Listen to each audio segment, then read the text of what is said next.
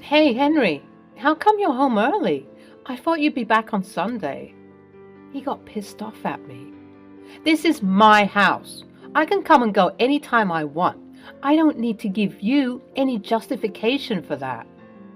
Why are you unnecessarily getting angry? I was asking this because you said you'd be away for the weekend. Just shut up. I don't want to waste my time talking to you. Get dinner for me. Henry, I did not cook dinner because I had some leftover food from the morning. Oh, I knew it. I knew that you spend the day sluggishly watching TV and doing nothing when I'm away. You are such a lazy woman. Why are you saying such filthy things to me? Give me 15 minutes, I'll cook something for you.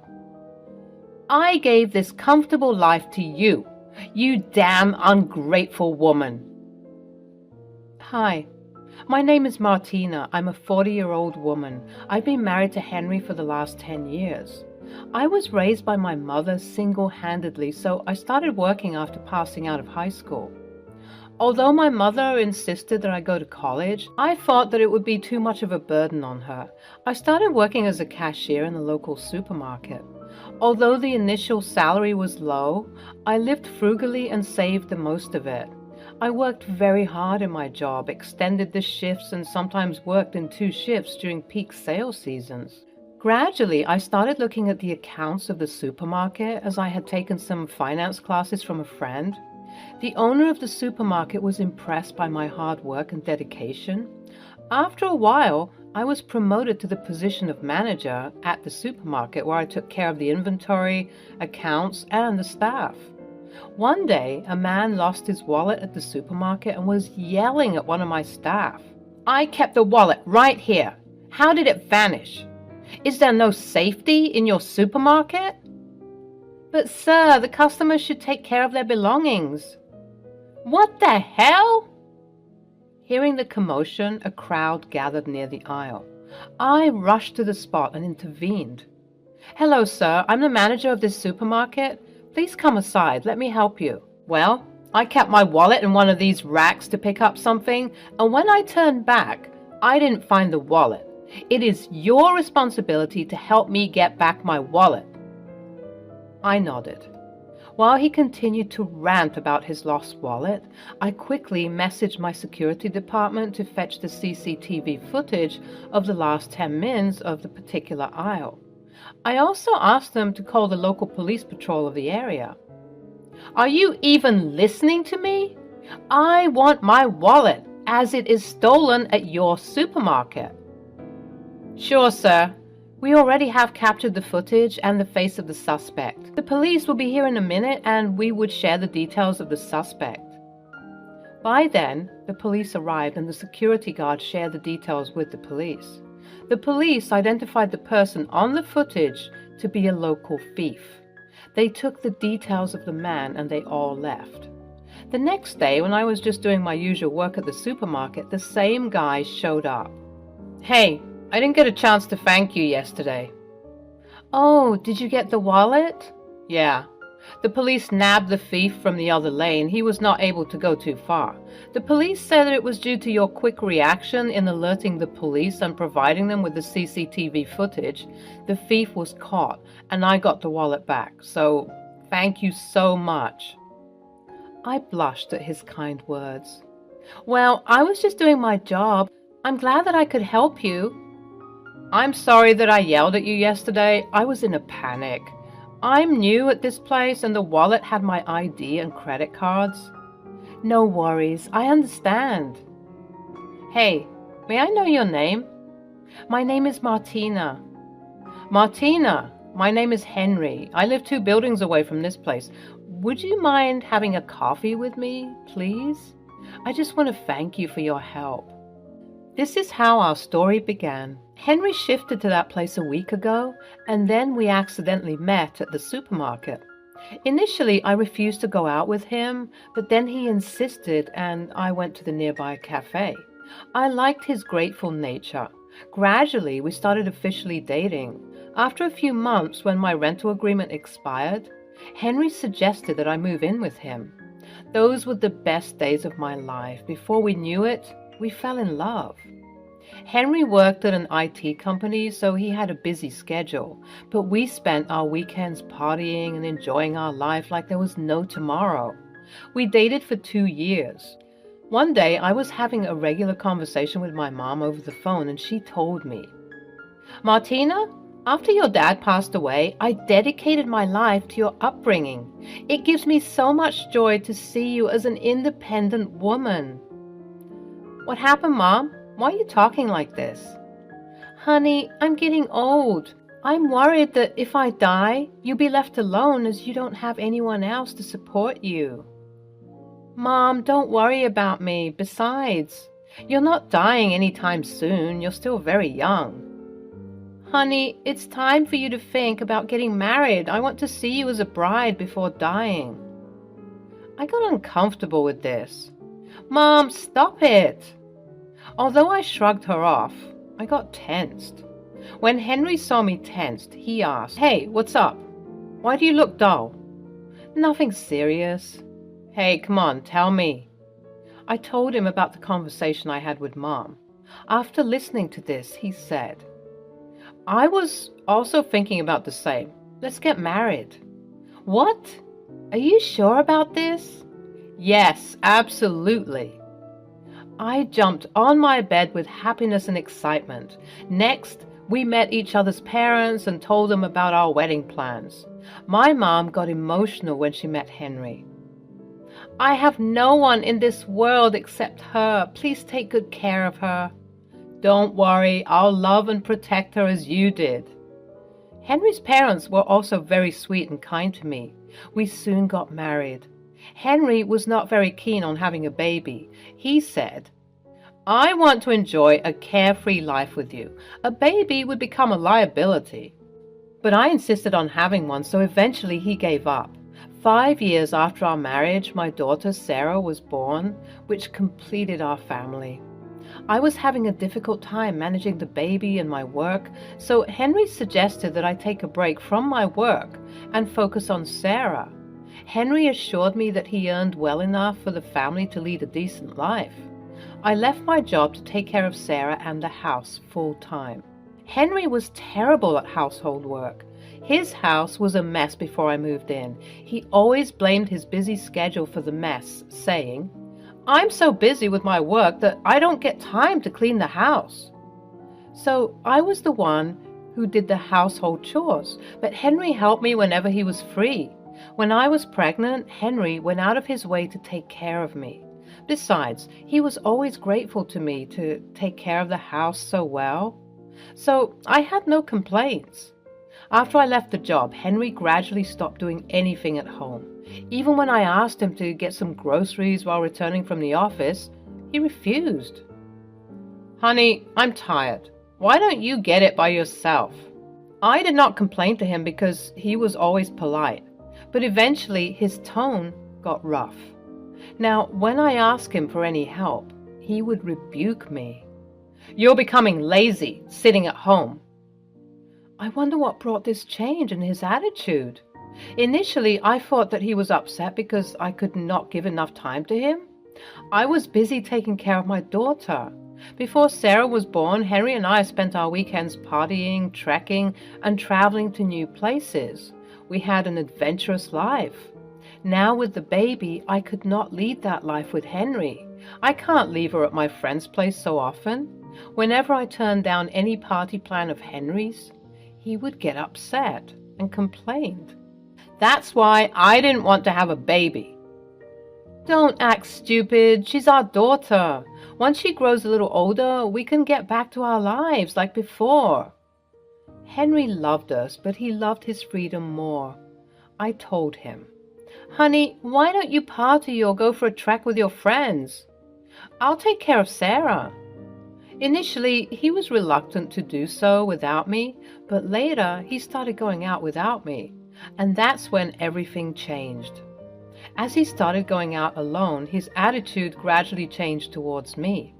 He often came home late from work and was out on weekends partying with his colleagues and friends. I tried my best to keep him happy. I watched recipes for exotic meals on YouTube, took notes and spent hours cooking them for Henry. Although he enjoyed eating those meals, he never showed any sign of appreciation. On some days when the meal didn't turn out as expected, he would just rattle the cutlery with anger and leave the dinner midway. He started complaining about anything and everything at home. Suddenly, he started hating the meals I cooked. He pointed out faults in my cleaning, laundry, cooking, and everything else. I kept wondering to myself if this was all my mistake because I was faltering at the household chores. I told myself that Henry worked hard to give us a comfortable life, so this is the least I could do for him. But no matter what I did for him, he was never happy. He had nothing but complaints for me. His words were mostly these: "This house is a mess. Why are my clothes not ironed properly? This food tastes horrible. The dishes are so dirty. You look clumsy these days." I thought of divorcing Henry, but after staying with him for so many years, I was scared of living alone. I was scared that I'll not be able to take care of Sarah all by myself. My mom passed away 2 years ago, hence I had no one to go to. I could not share my problems with anyone. I felt lonely. Years passed, but Henry showed no sign of remorse. His attitude became worse with every passing day. Gradually, I lost all my love and respect for him. I wanted to move out, but I didn't want my daughter to grow up in poverty. I wasn't sure if I would be able to give her a decent life. I desperately wanted Sarah to grow up so that I could get out of this situation. Until then, I had no option but to put up with Henry's nonsense. But one day, Henry crossed all his limits. He was away on a weekend trip with his friends, so I didn't prepare dinner that day. I had leftover food from lunch which I thought to have for dinner, but he showed up out of nowhere. "Hey, Henry, how come you're home early? I thought you would be back on Sunday." He got pissed off at me. "This is my house. I can come and go anytime I want. I don't need to give you any justification for that." This was the tone in which he talked to me these days. "Why are you unnecessarily getting angry? I was asking this because you said you'd be away for the weekend." "Just shut up. I don't want to waste my time talking to you. Get dinner for me." "Henry, I did not cook dinner because I had some leftover food from the morning." "Oh, I knew it. I knew that you spend the day sluggishly watching TV and doing nothing when I'm away. You are such a lazy woman." "Why are you saying such filthy things to me? Give me 15 minutes, I'll cook something for you." "Don't you dare talk back to me, you clumsy woman." "Henry, what's wrong with you?" "There's nothing wrong with me. Just look at my house. You have made this a filthy place. It stinks everywhere." "The house is cluttered with Sarah's toys. Isn't it natural to have toys littered around in a house when you have kids?" He went towards the kitchen and took a plate from the sink and said, "Sarah doesn't play with these plates, right? Then why is this plate lying dirty in the sink? Why didn't you clean it?" I was perplexed by this. There was just one plate in the sink, and I thought of washing it after dinner. I never realized that Henry would make such a fuss out of this. "Henry, it is just one plate. Why are you making such a big deal out of this?" Hearing this, he rushed to the refrigerator, opened it wide, and yelled, "It is not just one plate. My fridge stinks."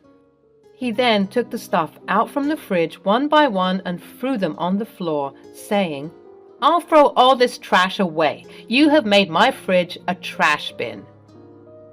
I just stood there baffled. I didn't know how to react to Henry's sudden madness. He then took the leftover food and threw it into the sink. I could not control my anger.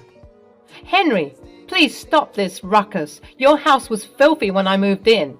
It was filled with empty cans, bottles, and wrappers. I cleaned it and made this place a home. I did your laundry, cooked meals for you, and did the dishes, even before we were married. I manage my work along with all these household chores. He interrupted. I gave this comfortable life to you, you ungrateful woman. You were living in that tiny, shabby apartment. I took pity on you and gave you shelter in my luxurious apartment. I work with the smartest woman in IT, yet I married a low-qualified cashier like you. I took you to places where you could have never imagined with your meager income. He went on. So stop complaining to me. You should be grateful to me for all these favors and serve me as an obedient homemaker. I felt humiliated. Tears welled up in my eyes and I broke down. I could only manage to say, Henry, I thought you did all this because you were in love. I didn't realize that you were doing me any favors. Don't start your crap. A woman like you uses emotions to trap people. That's what you did to me. You trapped me. Saying this, he stormed out of the house and was away all night. I spent the night crying in despair, thinking about the happy days I spent with Henry. I missed my mom terribly. The next day, Henry came home, and as soon as I opened the door, he shoved the divorce papers in my face and yelled, "Just sign these papers and leave my house." I was emotionally drained and had no energy left to indulge in any further conversation with Henry. I took the papers and said, "Okay, I'll sign." He was not expecting that I would agree to a divorce without hesitance. My calmness annoyed him, and he shouted, "Good that you agreed to the divorce, else I would have made your life miserable. Now I'll be living my life freely and peacefully. I was trapped under this whole crap of marriage." I packed my bags, and while leaving the house, I handed over an envelope to Henry. I kept it on the table in front of him and said, "I'll send the signed divorce papers after including my terms." "What? What do you mean by your terms? You are not getting anything from me. You have been a parasite and sucked on my money for so many years. You won't get a penny from me." "Speak to my lawyer in court." "What the hell? What's there in this envelope?" He opened the envelope and was shocked to see what was inside it. The envelope had a copy of all the pieces of evidence I received from the investigating agency. Yes, I hired an agency to find out the truth behind Henry's changing attitude. The agency sent me the details of Henry's infidelity. I got the evidence that morning before Henry came home. I was shattered by the photo evidence which showed that Henry cheated on me and spent his weekends with different women. Despite Henry's rude behavior, I was okay to give him another chance, but I could not bear his unfaithfulness. Hence, I accepted the divorce at once. Henry carefully checked all the evidence and said nonchalantly, "But I was not serious with any of them. I just had fun with them." I was baffled by his words. I could not control my anger. "You cheated on me. I was considerate to let you go for late-night parties and vacations without me. Instead of being grateful to me, you cheated on me. It was all your fault. You became a potato bag after the baby. You refused to party with me outside. You didn't come for the treks. I sacrificed those late-night parties and treks for our daughter. I wish you realized your duties as a father, too." Saying this, I took Sarah into my arms and left the house. I checked into a hotel for a few days and called up my ex-boss, the owner of the supermarket where I worked earlier.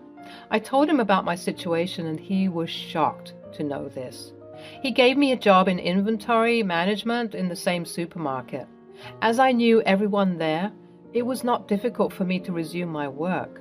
My boss offered me temporary accommodation at an apartment that had just been vacated by his previous tenants. Meanwhile, I hired a lawyer and sent my divorce terms to Henry. The lawyer helped me demand child support and good alimony on the grounds of Henry's infidelity. Seeing the alimony amount, Henry called me several times, but I ignored his calls. He sent a voice note asking for negotiation, but I was adamant to get compensated for the damage and the trauma I had been subjected to. Henry didn't have an affair with one particular woman, but he was fooling around with a lot of women, including his colleagues and some random girls whom he met during parties or trips. He also got into the wrong company and took drugs, sometimes. Maybe that was the reason for his elevated anger and frustration, which he leashed out on me. I called up Henry's parents and told them everything. They were shattered to know that Henry could do such horrible things. I also couriered some of the photos in which Henry was being cozy with his colleagues in his office. My lawyer told me that Henry is not being treated well at his office after his colleagues got to know about his affairs. His manager has even threatened him that he would be expelled from the company if he repeats the same. The colleagues with whom he had the affairs have also left the office in shame, as the photos malign their reputation too. Henry continues to work there as he had to pay the alimony and the child support. After a few months, I got an email from Henry. "Hey, Martina, I'm sorry for what I did to you. When you were with me, I did not realize your importance. I'm grateful to you for doing everything for me, from cleaning, laundry, dishes, and the meals you prepared for me. You made my place a home to live in. Without you, the place has again become a mess. I miss you." Although the email made me emotional, I did not think of getting back to Henry. He missed me because I took care of him and his house. He treated me like a doormat when I was with him. My self-confidence was crushed by his ego and attitude. I don't want to go back to that life where my daughter sees me treated like a doormat. I want to raise her in an environment where she understands the value of self-worth. I have got an apartment from my savings and from the alimony. I'm able to lead a decent life and provide a good education to my daughter with my income and child support. I wish to see my daughter grow up to be a confident and independent woman.